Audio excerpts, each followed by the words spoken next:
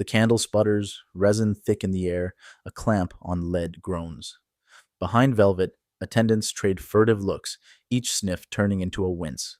Power promises permanence, yet flesh keeps its own calendar and cruel surprises. What if the story you know, painted poses, thunderous decrees, hides a body losing ground inch by inch? Court ritual can lacquer overwrought, but only for so long before seams bulge and whispers outpace trumpets. Historians debate details, and some accounts clearly conflict. Still, patterns emerge through the noise.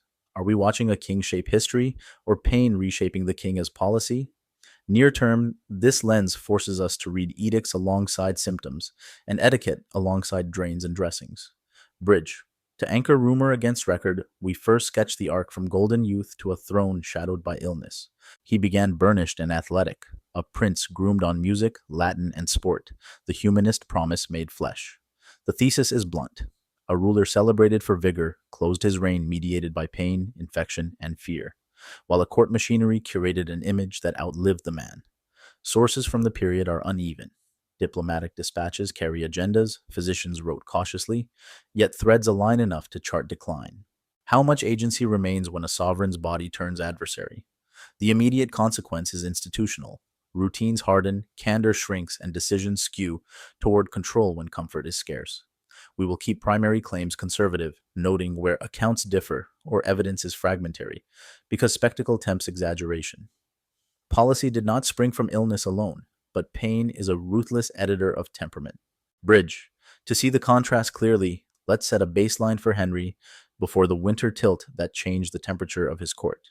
Before 1536, contemporaries praised charm and composure. He danced, composed, argued theology with confidence, and hunted with visible joy. Executions occurred, as in any Tudor reign, but many scholars note an earlier pattern of deliberation relative to later surges. He cultivated learned company and enjoyed display without constant menace. Ambassadors often reported wit and good humor. These reports are not neutral. Envoys flatter, poets gild, but the composite is consistent enough for comparison. What does this baseline buy us except nostalgia? It gives a control sample, a temperament capable of delay, persuasion, and staged mercy, against which later volatility can be measured. In the near term, the baseline warns us not to naturalize the final years as destiny. There was a before. Bridge. That before narrowed after a single afternoon in January, when a festive joust delivered consequences no mask could mask. Greenwich, January 24th, 1536. A winter tilt.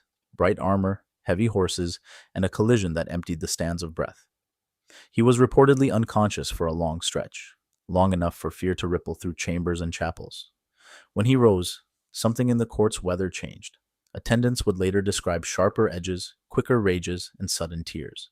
Precise timelines are disputed, and memory loves drama, but the pattern holds across letters and later memoirs. Could a brain jarred in that crash have loosened restraint that policy once relied on?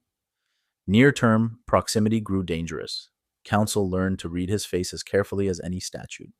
Anne Boleyn's political footing, already precarious amid succession anxiety, found new, treacherous tilt. Bridge. From here, modern clinicians propose frontal lobe injury as a plausible driver of later swings. We'll treat it as hypothesis, not verdict. Modern clinicians reading period descriptions often posit a frontal lobe injury. Impulse brakes weakened, mood regulation frayed, and risk-reward calculus skewed. It remains a hypothesis, accounts differ, evidence is fragmentary, but it neatly fits the sharpened volatility witnesses record after the crash. He could weep at breakfast, relish a jest at noon, then sign a warrant before vespers, confident and brittle in the same hour.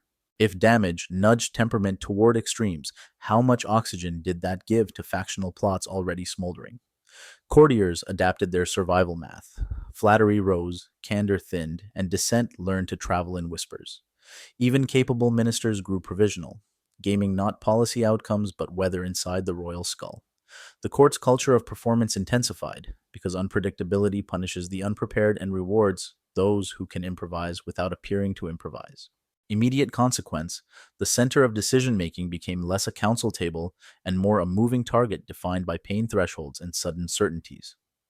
None of this erases ideology or state interest, yet pain can tilt a scale that was once level.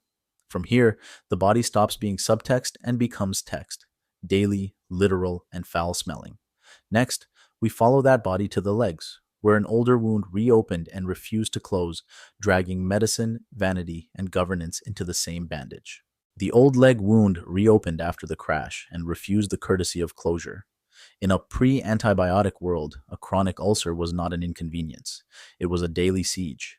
Draining, poulticing, rewrapping. Repeat at morning and dusk, with attendants masking odors using herbs and imported oils. Contemporary terminology is imprecise, and later diagnoses remain tentative, yet the pattern reads like textbook chronic infection. How do you rule when silk sheets feel like sandpaper and every step stings like a hot needle? Pain narrows horizons. It makes temper a shorter fuse and patience a rarer metal. Feverish spells alternated with chills, appetite lurched, and fatigue arrived before noon court. Immediate consequence: sleep shrank, irritability spiked, and audiences shortened, pushing business into hurried bursts or sullen postponements. Vanity complicated care. Garments were cut to hide bandaging, and portraits suggested vigor the body no longer granted. Servants learned a choreography of discretion, opening windows in winter, clearing basins quickly, and speaking softly during changes. The king's chamber became a clinic disguised as a throne room, where dignity and dressings were tailored in the same hour. In such conditions, even measured counsel can sound like provocation, and minor affronts feel like assault. Bridge, with pain entrenched, treatments multiplied, devices, perfumes, pressure schemes, some meant to heal, many designed to conceal, and a few that likely worsened what they sought to fix. Treatment became theater, equal parts medicine, masking, and misdirection worked into routine. Surgeons lanced and drained, then bandaged again, while attendants scattered herbs and heated resins. Compression devices were tried, straps, pads, even weighted braces meant to force edges together.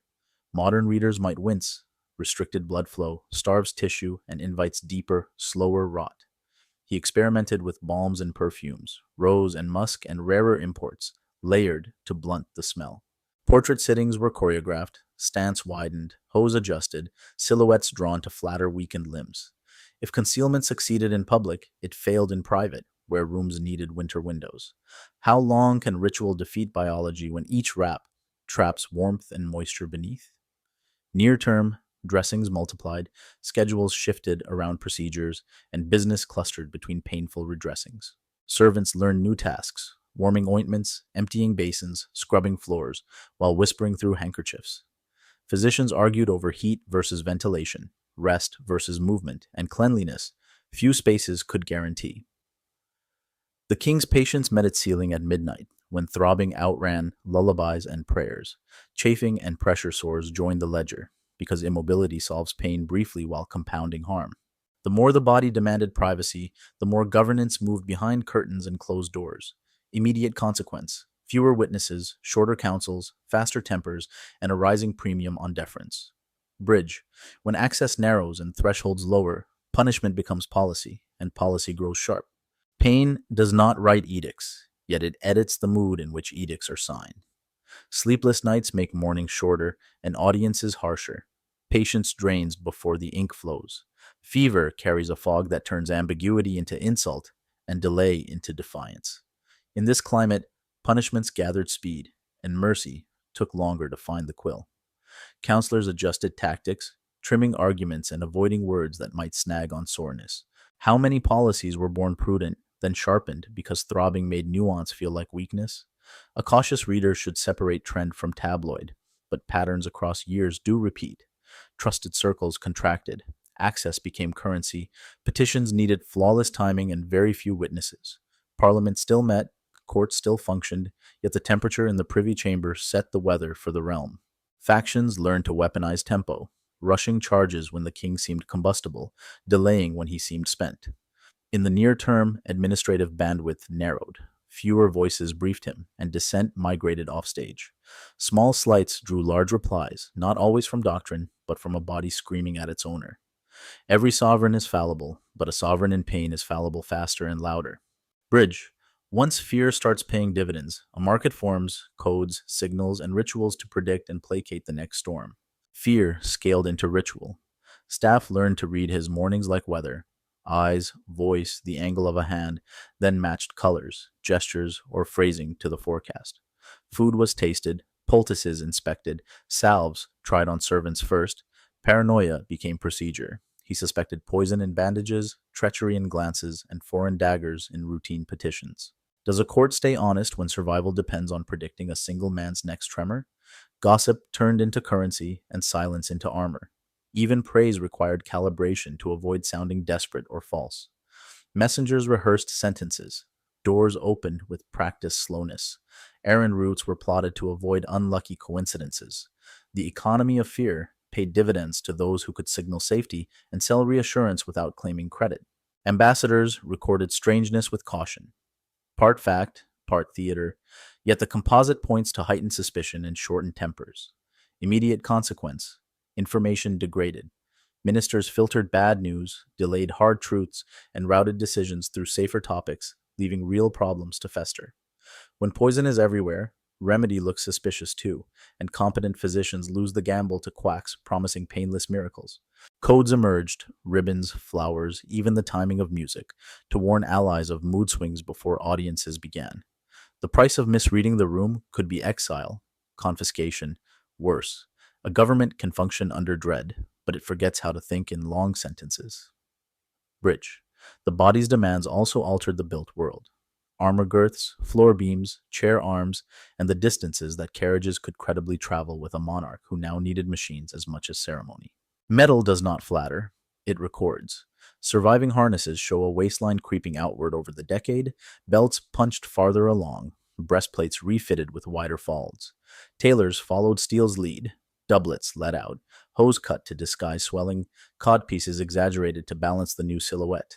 Furniture joined the conspiracy of objects. Chair arms unpinned to admit girth, benches braced beneath, stools built taller so servants could leverage him upright. Floors in favored rooms were strengthened, joists sistered with new beams where traffic and weight met too often. If paper testimony quarrels, what speaks plainer than wood gouged by wheels and hoists? Travel shrank. Routes were chosen for smoother surfaces and shorter jolts, and audiences gathered nearer to reduce the distance between chamber and throne. Armorers innovated for comfort and concealment, yet even parade pieces confessed strain at the seams. Immediate consequence: logistics became policy. Every movement needed choreography, which meant fewer appearances, slower ceremonies, and a growing dependence on rooms engineered to carry him safely. Such constraints harden hierarchy. The small circle with keys to chairs and ramps suddenly mediates power. The body pressed the built world into service, and the built world pressed back, limiting spontaneity in ways no decree intended. Bridge. Mechanics moved behind curtains, pulleys, slings, discrete wheeled chairs, and with them the governance that now unfolded in spaces, part clinic, part chapel, part stage. Getting dressed became choreography. 4 attendants worked in practiced silence, lifting, sliding, and fastening. Ropes, slings, and discrete blocks traded strain from bodies to timber and rope. He was raised to sitting, steadied, and transferred to a wheeled chair hidden behind brocade. How long can majesty survive when mechanics hum beneath the anthem? Ceremonies shortened, audiences were stacked close, timings were chosen for the hour after dressings. Pages rehearsed routes and handoffs, so no stumble exposed the scaffold under the spectacle. The chamber blurred categories, half infirmary, half throne room, half chapel, where ointments, prayers, and briefs met in the same breath. Immediate consequence: governance followed the corridor's physics, favoring those who could reach him without delay or embarrassment. Distance, more than argument, decided who spoke and who waited. Musicians filled holds with soft pieces to drown the clink of hidden frames. Even triumphs were staged to minimize movements, oaths taken bedside, signatures captured on boards, processions thinned to symbols. What the public saw was ritual. What the staff saw was rigging. That doubling corrodes even honest pride because the body keeps asking for a quieter court. Bridge. When dignity relies on paint and posture, portraiture bears a burden canvas was never meant to carry. Painters mapped an answer. Feet planted wide, shoulders squared, eyes forward, the famous stance that still sells certainty. Tailors stitched the illusion into velvet, while artists tuned proportions, granting vigor where steps had grown cautious. How far can a picture push back against a decade of whispered reality? The image stabilized loyalty at a distance. Abroad, ambassadors mailed confidence home in oils and sketches. Yet portraits freeze time, while sickness knows seasons. The gap invited rumor to breed. Immediate consequence: propaganda worked, but with diminishing returns inside the palace, where windows opened in winter and basins left warm rings on stone.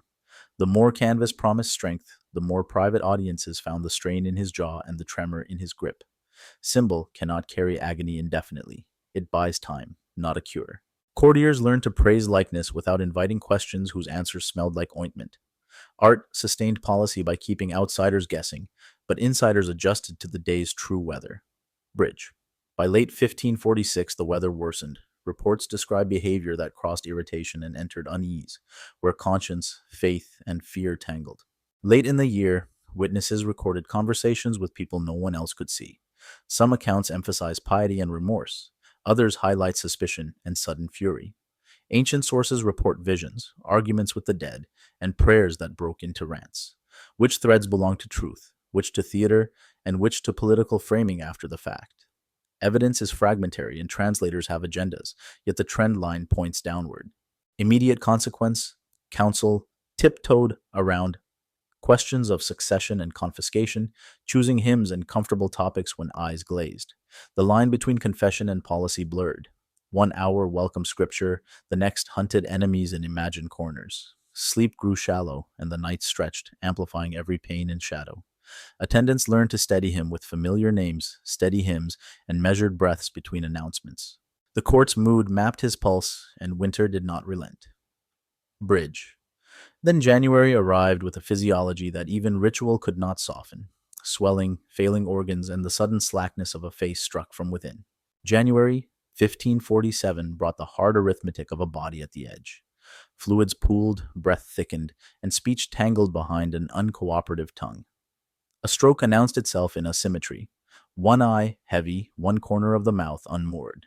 How does a ruler insist on order when half his face will not obey? Near term, signatures turned uncertain, audiences shorter, and decisions pushed to trusted hands who were already counting tomorrows. He tried to hold the reins, gestures toward warrants, nods at names, while pain pulled him elsewhere. Ministers balanced mercy and momentum, filing decrees, shelving others, and watching the hourglass. The room smelled of resin and something darker, and windows refused to close.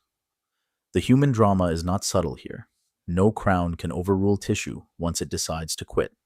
Immediate consequence: paperwork met biology, and biology took the lead. Bridge. Final rites and final hours would follow, narrated by clergy and courtiers, though even their testimonies dispute what was seen and what was feared. Clergy were summoned to a bedside crowded by bottles, linens, and the sound of wet breath. One tradition tells of a last ascent squeezed into a hand. Another speaks of restless visions and dread. Accounts differ, and catalogs of detail can outpace certainty, especially when politics edits memory. What matters is the pattern: a man oscillating between lucidity and terror, faith and fear, while attendants counted breaths. Did he die gently, as proclamations preferred, or fighting shadows only he could name? Evidence is fragmentary, and we should hold the most lurid flourishes at arm's length. Immediate consequence: the regime faced two tasks at once: comfort the dying and choreograph tomorrow without admitting it aloud. Rites were performed within reach of instruments and basins, as scripture and surgery shared the same table. When the room finally quieted, the court stepped into choreography rehearsed, but never spoken in public. Bridge. Death ends a reign, but not its logistics. The body remained, a problem for secrecy, embalming, and the calendar of succession. Secrecy bought time for arrangements and for the craft of preservation. Embalmers worked fast, relying on salt, spices, cloth, and heat, sealing within lead to confine smell and shape. How do you honor majesty when chemistry accelerates? Winter air bites, and ceremony demands days. Immediate consequence: public display narrowed, plans bent to the limits of weight, weather, and gas that cares nothing for protocol. Workers did their grim arithmetic: how much resin, how tight the wrap, how soon to seal, while officials tuned bulletins to optimism. The body's size created engineering problems as real as any treaty: carriages, teams, and roads that would bear a half-ton burden without mishap. Witnesses describe sounds from within, but sounds echo in stone rooms and fear colors memory. Caution remains wise. The aim was containment. dignity held by clamps and solder, then drapery over mass that refused discretion. Bridge, the final journey to Windsor followed, slow and heavy, pursued by legend that would bloom larger than the cortege itself. The procession moved by winter roads, wheels sinking, horses laboring, nights spent in borrowed chapels.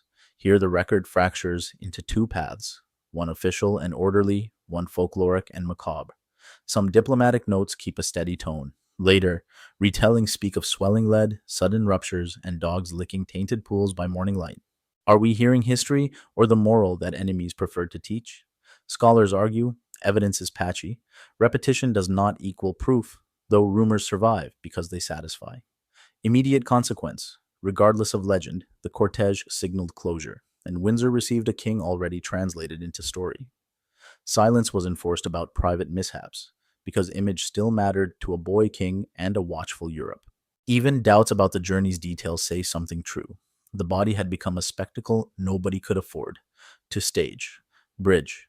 We close by drawing meanings that do not depend on any single flourish, and we pivot toward the next inquiry, motives behind Anne Boleyn's fall beyond the paper charges. Three near truths endure. First, a sovereign's body can steer temperament, which then steers policy, especially when pain shortens patience and magnifies risk.